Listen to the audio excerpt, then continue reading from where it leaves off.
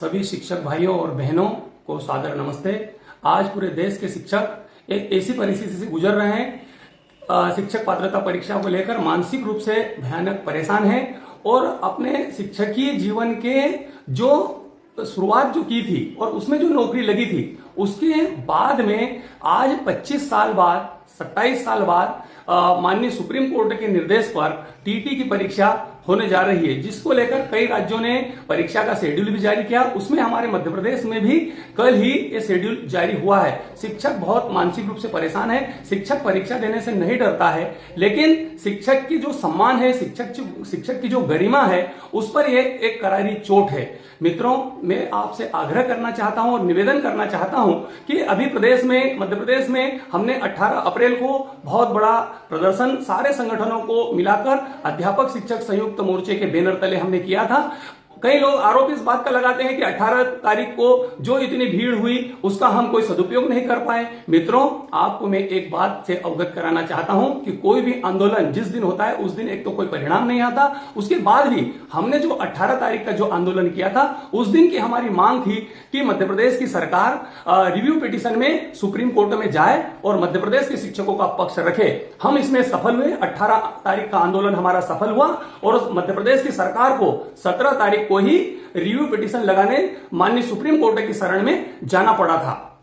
मित्रों, उसके बाद भी हम रुके नहीं। हम लगातार अध्यापक शिक्षक संयुक्त मोर्चे के जितने हमारे अध्यक्ष थे उन्होंने, हमारे संगठनों ने मिलकर दिल्ली में भी देश के कई राज्यों के शिक्षक संगठनों से बात की और 3-3 बैठकें हमने तय की और जब बैठकों में निर्णय लिया कि 30 अगस्त को दिल्ली में हम प्रदर्शन करेंगे और हम देश के सरकार से, देश के यशस्वी प्रधानमंत्री जी से, देश के यशस्वी शिक्षा मंत्री जी से और देश के माननीय सांसदों से हम ये इस बात का आग्रह करेंगे कि वो माननीय लोकसभा में सांसद अपना पक्ष रखे और एक विधेयक लाए, अध्यादेश लाए और आरटी एक्ट के पहले के नियुक्त शिक्षकों को इससे राहत दी जाए। शिक्षक किसी भी बात से, परीक्षा से नहीं डरता। शिक्षक ने जनगणना जैसे काम किए, चुनाव जैसे महत्वपूर्ण कामों को करने का काम करता है और परीक्षा करवाना ही उसका जीवन है। जीवन में कभी उसने हार नहीं मानी है, लेकिन आज उम्र के इस मोड़ पर परीक्षा लेना किसी भी स्तर पर न्याय संगत नहीं है। मित्रों, आपसे मेरा आग्रह है कि आप किसी भी संगठन,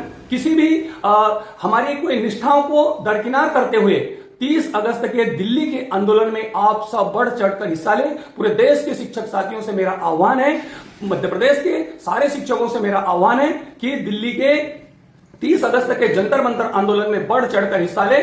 हम इस बात के लिए सरकार को बाध्य करेंगे कि सरकार लोकसभा में अध्यादेश लाए और शिक्षकों को इस टीटी की परीक्षा से राहत देने का काम करे। मित्रों, हमारा कोई नेता नहीं, आज हमारे भविष्य का सवाल है। शिक्षक का जो पेट की लड़ाई है उसमें हमको सबको मिलकर आगे आना पड़ेगा। हम इस बात में न रहें कि क्या होगा क्या नहीं होगा। लड़ता है तो वो जीतता है और आज तक जो कुछ भी हमने पाया है लड़ कर पाया है। मित्रों, हमने सुप्रीम कोर्ट में भी रिव्यू अपने संगठन के माध्यम से भी लगाई, लेकिन माननीय न्यायालय ने हमारी बात को उतना गंभीरता से नहीं सुना और केवल 1 साल उसकी समयावधि बढ़ाकर केवल इतना भर किया गया है, लेकिन शिक्षकों को किसी प्रकार से राहत नहीं दी।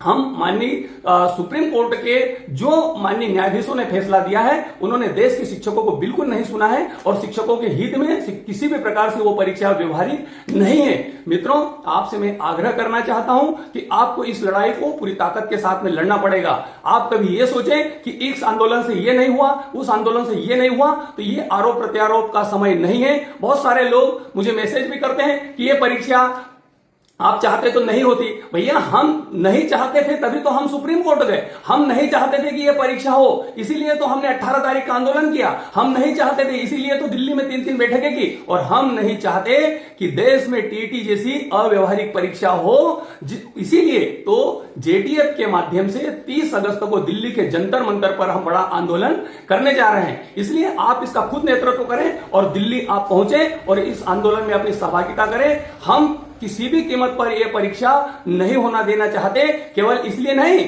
कि शिक्षक परीक्षा में फेल हो जाएगा। शिक्षक सब 100% पास होंगे और अपनी गुणवत्ता को भी सिद्ध करेंगे। हम किसी भी प्रकार से बच्चों के साथ में शिक्षा की गुणवत्ता से कोई समझौता नहीं करना चाहते। आप मध्य प्रदेश का पिछले 3 सालों का रिकॉर्ड उठाकर देख लीजिए। सरकारी विद्यालय के शिक्षकों ने बेहतर परिणाम देने का काम किया है। आज IIT में, नीट में और जितनी भी कंपटीशन एग्जाम होती है उसमें सरकारी विद्यालयों के बच्चों का चयन होता है। तो सरकारी शिक्षक किसी भी स्तर पर कम नहीं है। मध्य प्रदेश में ई अटेंडेंस जैसी अव्यवहारिक व्यवस्था लागू की गई, जिसको लेकर शिक्षक मानसिक रूप से परेशान हो रहा है। उसके ऊपर इतना प्रेशर बनाया जा रहा है कि शिक्षक परेशान है। हम ई अटेंडेंस लगाने का भी हम विरोध नहीं करते। उसकी व्यवहारिक दिक्कतों को लेकर हमने बार बार अवगत कराया है। बहुत सारी व्यवहारिक दिक्कतें हैं, उन दिक्कतों को दूर करना चाहिए। लेकिन आज तो बहुत बड़ा गंभीर विषय है, शिक्षक के भविष्य का है, उसकी पीढ़ियों का विषय है। इसलिए आपसे मेरा मध्य प्रदेश ही नहीं पूरे देश के शिक्षक भाइयों और बहनों से आग्रह है कि 30 अगस्त को दिल्ली पहुंचे और मेरी बात को जितने भी शिक्षकों के और जो भी कर्मचारी हैं या समाज के जो किसान बंधु भी हैं, उनके बेटे और बेटियां यदि मेरी बात को सुन रहे हैं तो वो भी इसमें समर्थन करें। इसलिए समर्थन करें कि आपके पिताजी, आपकी माताजी शिक्षक शिक्षिका रही, आपके दादा दादी शिक्षक शिक्षिका रहे और जिनके कारण आपको अच्छा पढ़ाई का अवसर मिला, आप इसके लायक बने।